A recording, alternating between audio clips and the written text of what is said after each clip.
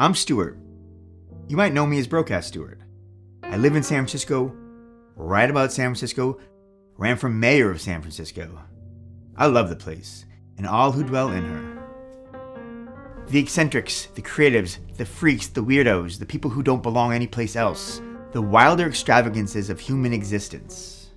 People have been writing about them for years, and I'm hooked on the legend of one character in particular.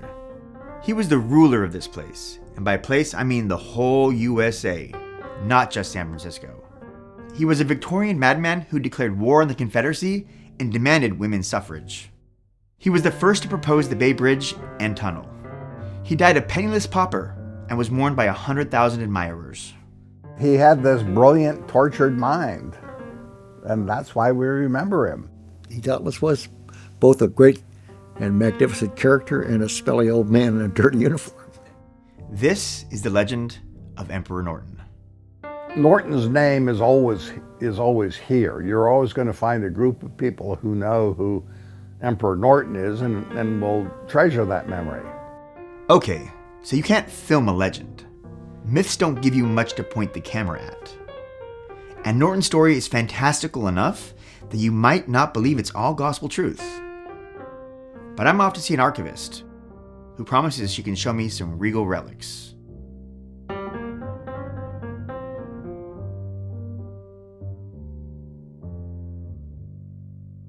So, I hear that you're going to prove to me that Emperor Norton actually existed. I'm proving? Is that Yes, right? yes, this is I'm true. not sure if I'm proving, but I'm going to tell you what we have. This one is probably an earlier one. It's a carte de visite, which was sort of like a calling card that people would create. And on the back, it does date it as 1868. Wow. In all likelihood, he would have had maybe a few created and handed them out. These called cabinet cards, and they started a little bit later, 1860s to 1870s, and they were done by photography studios. Often they would do sort of celebrities. Same thing, you would get quite a few and you could pass them around. There probably is a few of these existing, but we still feel very lucky to have this one. Now, he looks a little off in the eyes, you know, so I wonder. This one? Yeah, in general, like he kind of, so do you think, I mean, that's part of like the way photography was at the time, or do you think he might have just been a little off? You think? I think he was pretty eccentric. Yeah. It could be part of the look. Definitely when you're sitting and posing for a sort of substantial period of time, he might have gotten a little cranky. He himself, Emperor Norton, liked to have all the finery that went with him. But in a lot of these kind of studio portraits, people did bring things that had meaning to them in there. So that's also not uncommon, that he would have a sword or a hat. Maybe a sword's a little more uncommon. And then on this one, it actually has Norton the First, Emperor of the United States of America and Protector of Mexico. That's adorable.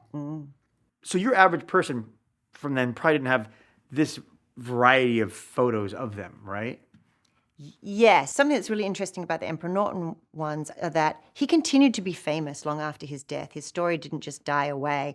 And as a result, if somebody had it, they thought to donate it. They understood its value. They knew that it was important enough to preserve and to keep.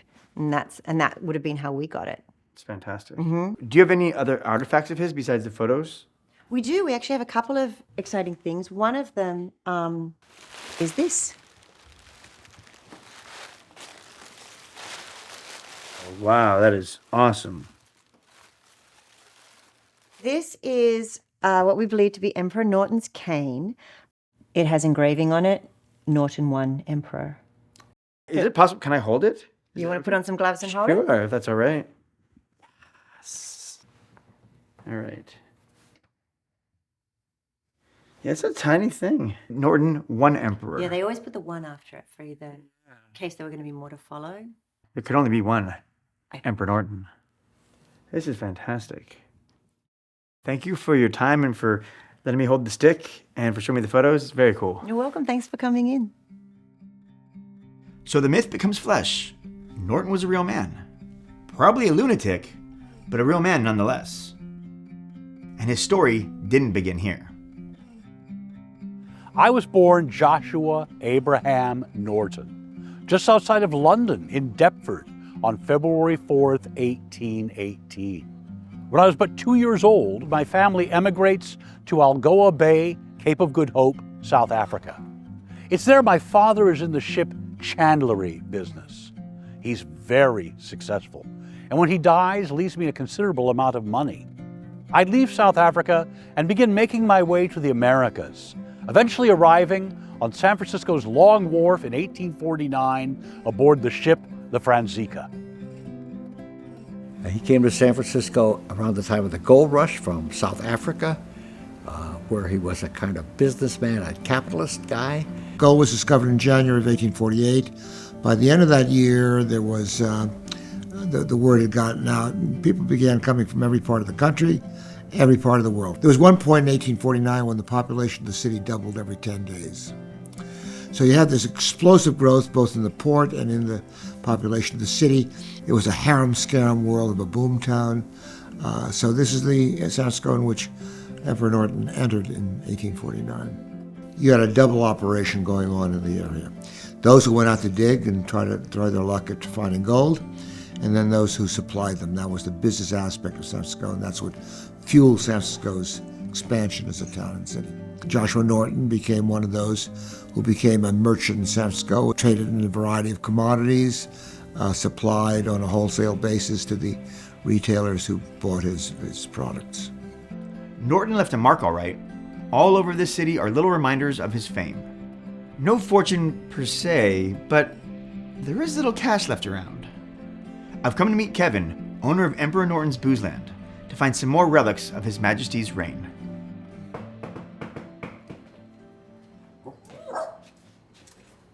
Hey, Stuart. Yeah, what's going on, dude? Good to see you.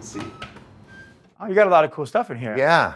This is the first thing you see when you come in. This is a painting by a good friend of the bar. The pyramid, the third eye, has the protector of Mexico, the Bay Bridge, which Norton was a champion of before it even happened. He was very ahead of his time in a lot of ways. Yeah. Very cool. Right. And then this one is the pièce de résistance. This is one of the promissory notes that Norton had issued in his lifetime. He printed his own money. The first round was by a company named Cuddy and Hughes. They printed the first one of the Norton notes, and it was actually really smart because it was really good advertising for them. They put their name on the actual note. You could see it. It's amazingly well done. Like if you look at it, you would think, not knowing Emperor Norton, it looks like actual currency. It's got the same paper stock. Is this the real one? That is not the real one. Can I see the real one? Do you have it here? Yeah, the real one's in the office. Oh, Come very with me. cool.